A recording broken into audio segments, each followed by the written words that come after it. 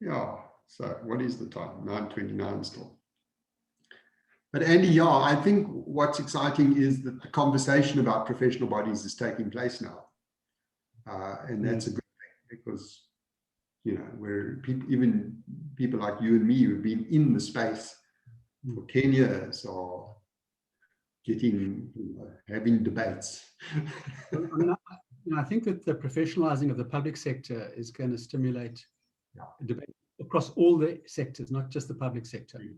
Huge. No, huge. That's why, and the fact that the president has backed it is like, wow. But anyway, it is now 8:30. Yeah, 9:30, John. 9:30. Okay, so I'm going to share my slide. And let's get going. Okay, there we go. Okay, so thank you very much. Welcome everybody. My name is John Arnesen. Also in the team or the panel today is Andy Reinecker. Andy will be monitoring your questions. So please feel free to comment, question, and he will stop me at any stage if there's a concern or question or thing that I need to deal with. I want to start off by saying that Andy and I are both designation holders. We're members of the Skills Development Association of South Africa, and we are both master skills development practitioners. So we hold a designation.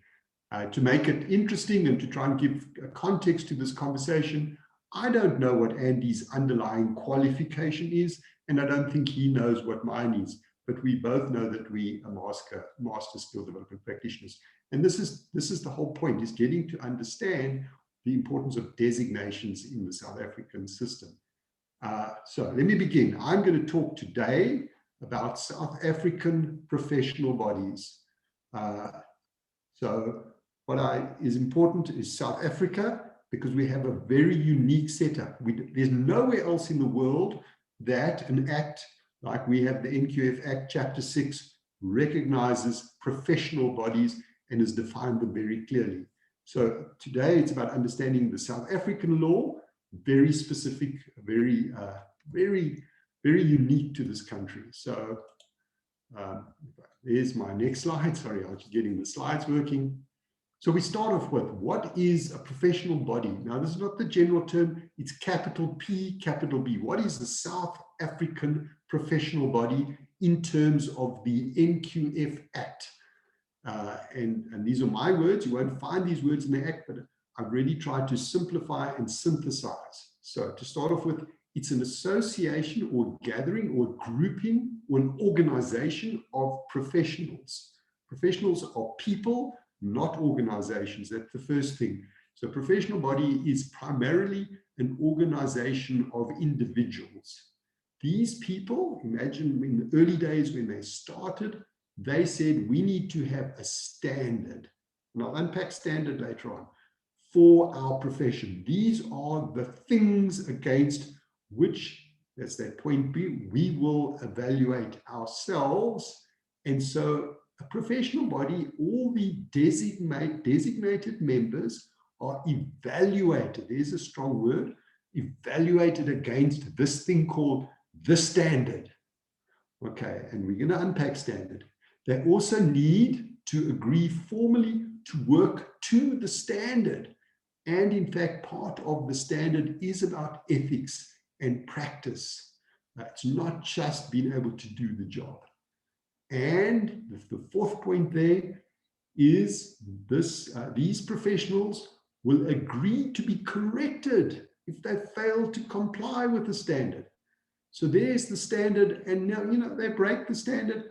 They have joined. They're part of the professional body. They therefore are saying, yes, you can discipline me, you can take action against me, you can correct me if I don't comply with the standard. And lastly, and very importantly, the professional body is set up to serve the public to the standard so that the public can trust these members of the professional body. I hope that's clear. I know this is a 30-minute talk, but those 5 bullets are so key to understanding what a professional body is. So to put it in context, I want to say that a professional body is not a trade association. Okay. Trade associations are typically organizations set up where the members are organizations in themselves. So, for example, there is the Banking Association. The members of the Banking Association of South Africa are not individuals, they are the banks. And the banks have formed a trade association called BASA. Trade association is absolutely not a professional body. And you've got to understand the difference between a trade association and a professional body. Professional body is about individuals setting a standard against which they promise to serve the public, and which, if they don't, they are happy to be evaluated against.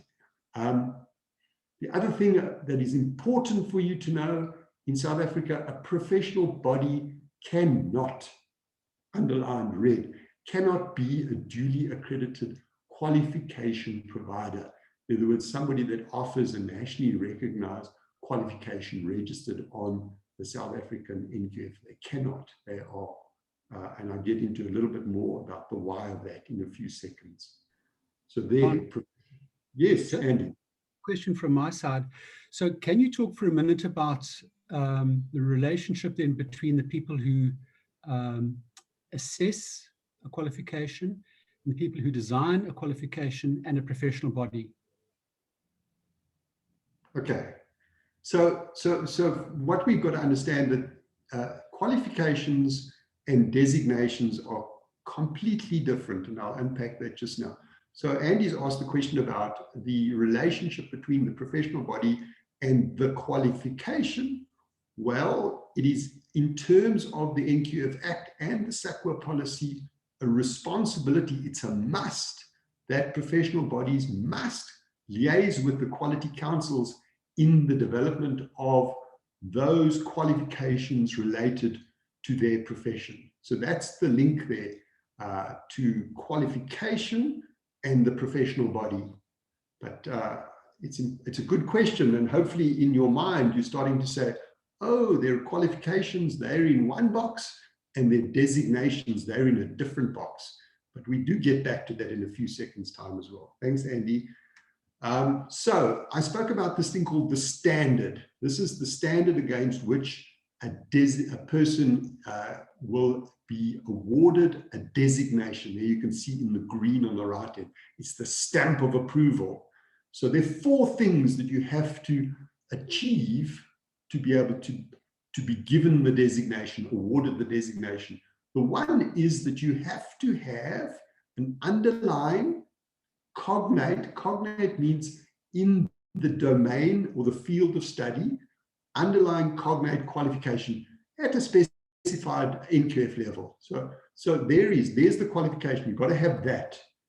On top of that, you've got to have relevant designation work experience.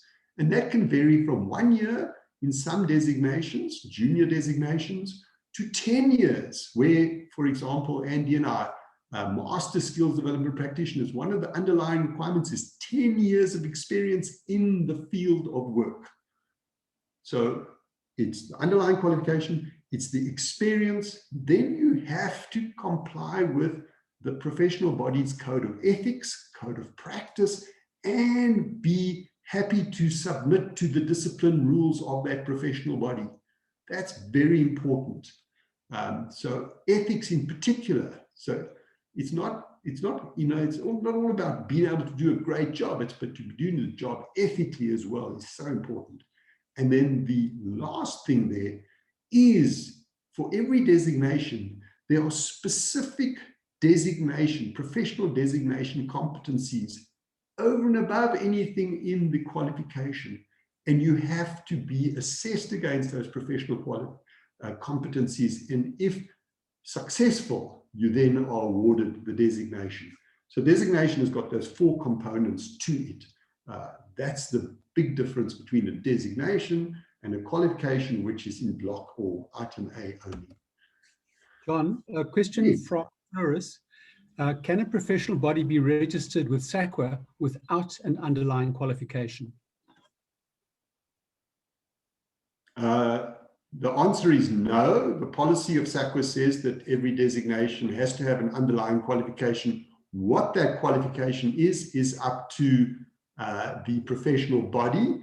And SAQA also says that where somebody wants to be awarded a designation, but they don't have the specified underlying qualification, an RPL for access to the designation is an essential policy that that professional body must have in place. So the answer is yes, there should be a specified underlying qualification, but there is also the RPL for access to the designation route, where somebody that can do the job but doesn't have that specified qualification will be allowed through to ultimately being assessed against the designation competency standards. Okay, I hope that's clear, but I'm going to keep going because I know time's not on my side. We can maybe ask these questions again at the end, Andy. I wanted to talk about statutory recognition. In South Africa, we generally talk, and I think it's the wrong words, we talk about statutory professional bodies and non-statutory professional bodies, and that is not correct. So yes, there are some statutory recognized, there are professional bodies that have their own act, that bullet point A there. Engineers, for example, the medical profession, they do have their own act and they are highly regulated, and that's because of safety, and they have limited flexibility. But there are also professional bodies that are recognized through the NQF Act. And what is the NQF Act? It is statutory, it's a statutory regulation. So I call it light regulation or lighter statutory recognition. They have to comply with the SAQA policy, and you know, if you guys have been involved with it, there is some flexibility in the SAQA policy, but there is also a fair amount of rigor in the SAQA policy. You can't just say, oh, SAQA, I want to be a professional body recognized in South Africa. It takes, I've assisted a couple of bodies in becoming SAQA recognized. It can take up to 2 years to get through the process.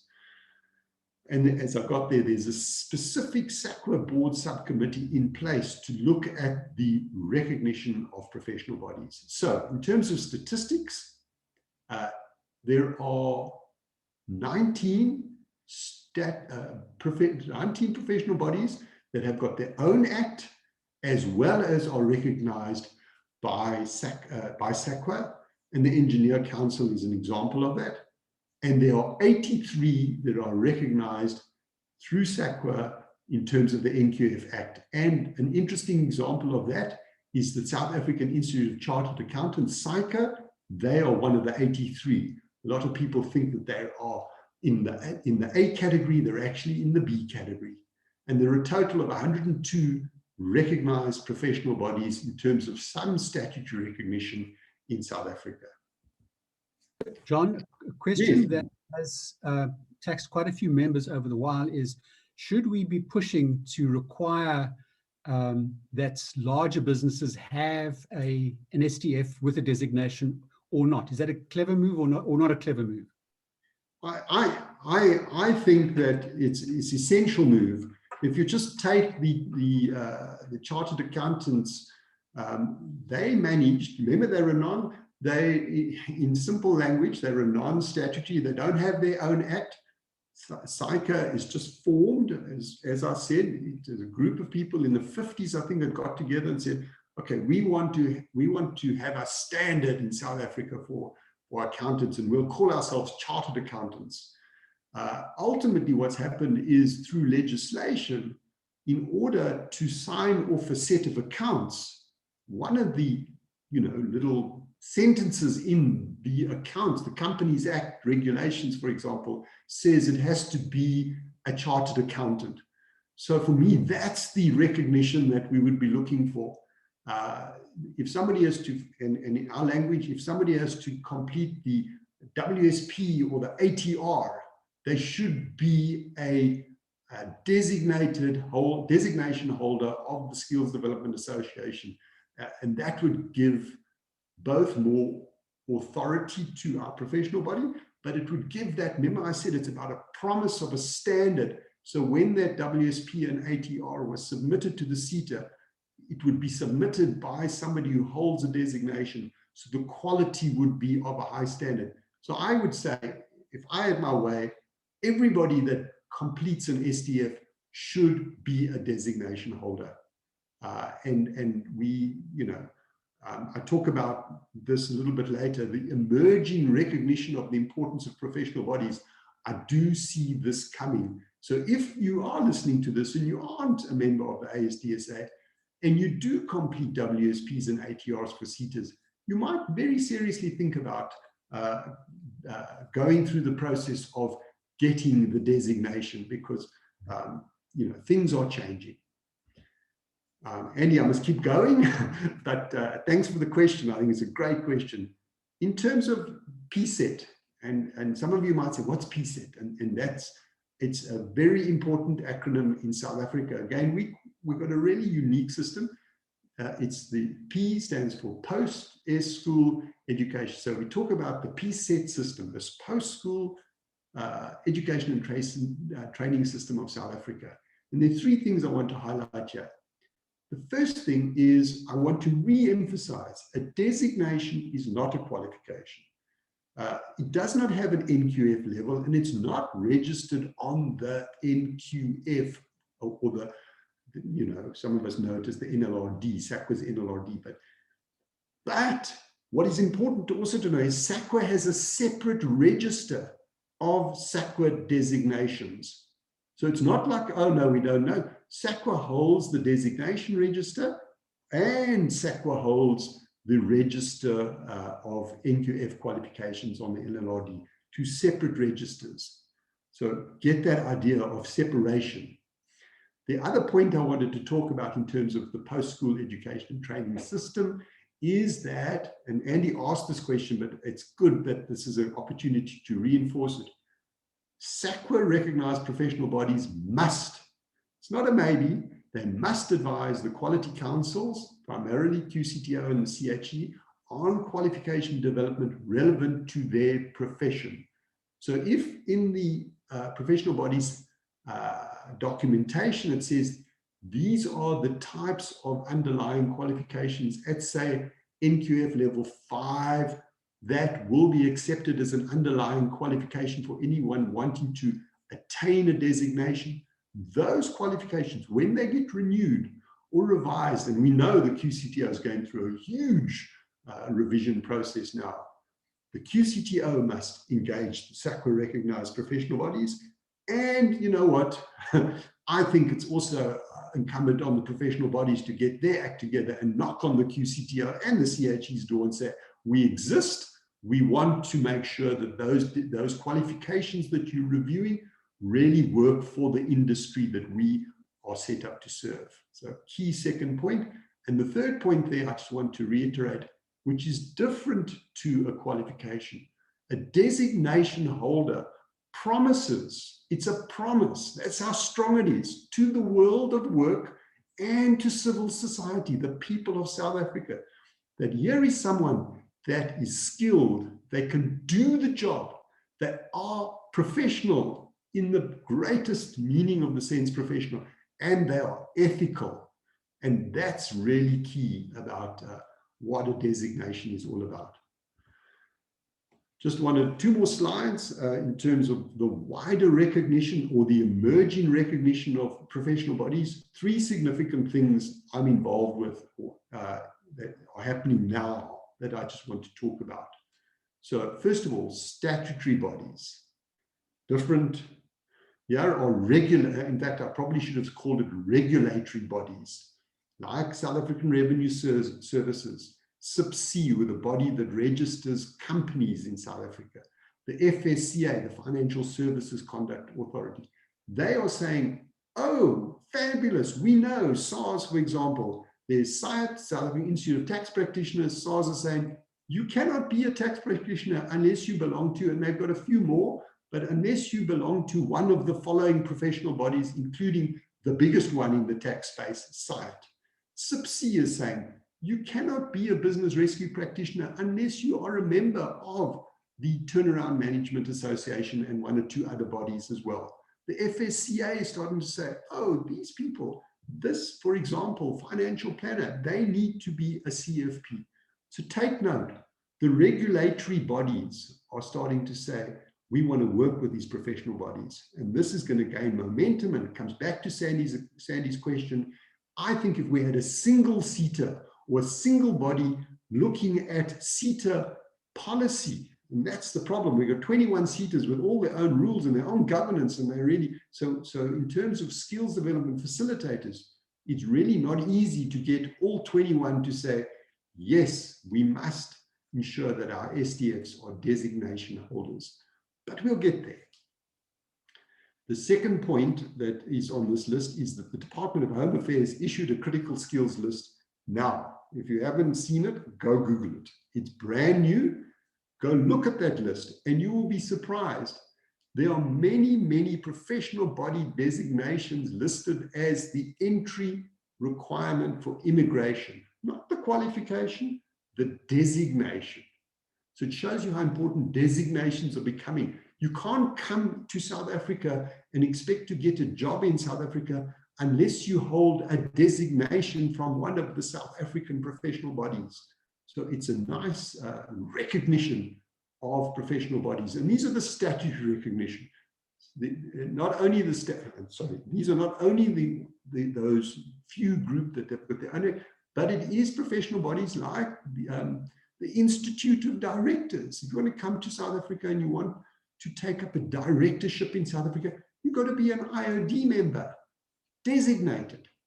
And the last story on this recognition that I want to share with you, and again, if you go and Google this, National Implementation Framework towards Professionalization of Public Service, the President himself on the 1st of March issued a statement to say, this is a very significant development for the public service in South Africa.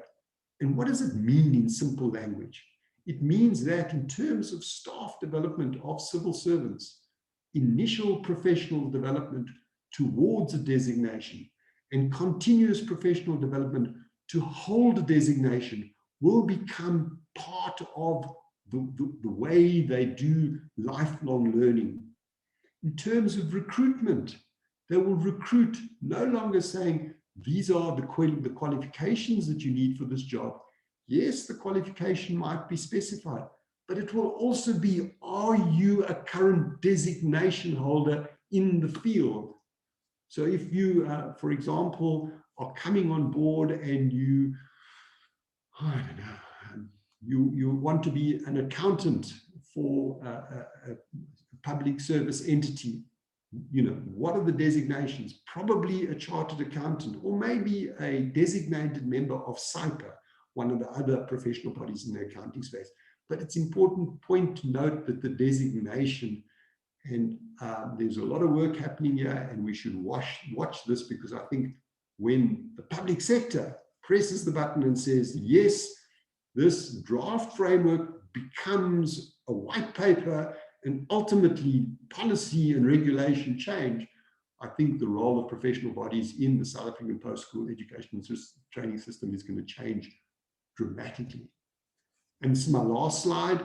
So this is the paradigm shift that you all hopefully are going to have at the end of this short talk.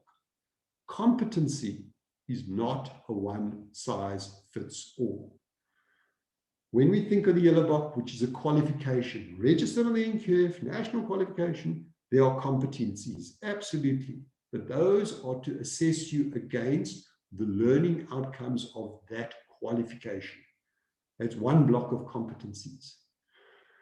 The blue block, so in some cases, you have to have a license from a regulator to practice. And I think of the Financial Services Conduct Authority. They've specified things that you have to have, and they also call them competencies to get the license. There's not a direct link between the yellow, the pink, the blue, and the green. Those are the blue competencies, and quite often they're the minimum standard. Then I've got our competencies, which is the pink, which are those professional body for bankers, those professionalities. And in fact, if I had my way, I'd change that word from competencies to designation, professionalities, which so that you could see the difference. So to get the designation, you've got to have a unique set of professional competencies. And then what I've added to the story here is that, in fact, when you go get a job, the employer specifies some other competencies, like good communication skills and interpersonal relationships and maybe tech skills. And so if these three blocks, if you see in the top right-hand corner there, they stack together, but if you get that there are differences and of course there are overlaps, then I think I've been successful in my presentation today.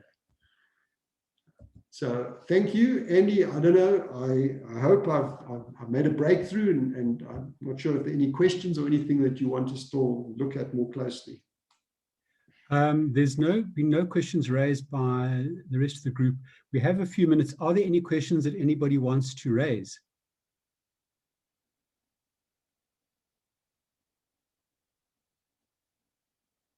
Okay. All quiet, John. Okay, Andy, yeah, I'll send the presentation through, but it's also this 30 minutes will be available as a video on ASDSA, and in 2 weeks' time, we're really going to look at what is a designation in detail, so we can get to grips with this thing called a designation, and hopefully completely break this perception sometimes it happens that designations and qualifications are the same thing. They are absolutely not. They are absolutely different. Thank you very much. Thanks, Andy. One last question from Nishi Singh. What would be the benefit of being a recognized professional body as opposed to not? Well, the point is that in South Africa, you would want to be recognized by SAQA, because if you were not recognized by SAQA and you were trying to operate in South Africa, soon the public sector, the private sector, and all regulators would ignore you, because the way it's going is those three, the government, the world of work, as well as civil society in general, are starting to recognize that SAQA recognized professional bodies are the ones that you can trust. So you could maybe try and operate outside the system. It wouldn't be too long before I think you're a little bit forgotten and lost and in the wilderness. It's my perception. Thank you, Zane. Thanks for the question. Good question. Maybe I should just say this for another 30 seconds. If you're a professional body, say from the UK or from the US or wherever, and you just want to set up a branch in South Africa, but you don't want to comply with the South African rules, you're going to find the same systemic challenges in South Africa. Your designations are not going to be recognized by Home Affairs or the regulators or the public sector. And yes, maybe some employers that are international employers will recognize you, but I think in due course, as we see the momentum grow, and that stamp of approval by the president himself of the importance of South African recognized designations, I think in time, it would be folly not to say, okay, let's also get recognized in South Africa. Yeah, thank you. Thanks, Andy. Thanks, everybody. Thanks, John. Have a good weekend, guys. Lots of words of appreciation in the chat column, so thank you. Cool. Okay. Cheers, bye.